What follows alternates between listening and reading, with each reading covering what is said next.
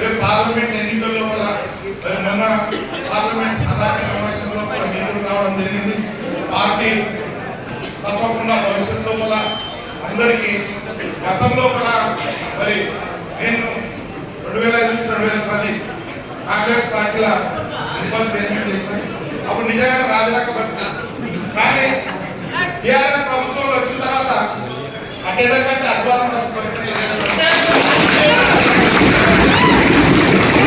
ఎవరు సర్పంచ్ కానీ ward member కానీ కౌన్సిలర్ కానీ ఎంపీపీ కానీ జెడ్పీటీసీ కానీ ఎవరికి మన ప్రభుత్వం లోపల గౌరవం దక్కలేదు అని చెప్పి తెలియజేస్తున్నాం. ఎక్కడ పోయిన అధికారులు అన్ని ఆన్లైన్, ఏమైనా ఆన్లైన్, ఓట్లు ఆన్లైన్ పడదా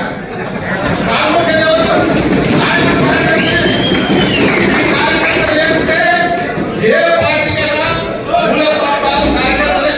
ఆ కార్యకర్తలు లేకపోతే ఏ పార్టీ లేదు, ఎవరు నాయకులు లేరు అని చెప్పి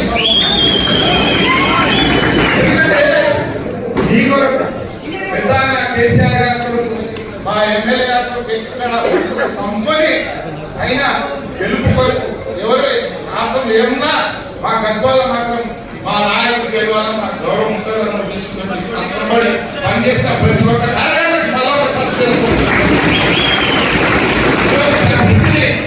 మీరు ఎందుకంటే ముఖ్యమంత్రి గారి పార్టీ అధ్యక్షుడు కేసీఆర్ గారి కేటీఆర్ గారి మీరు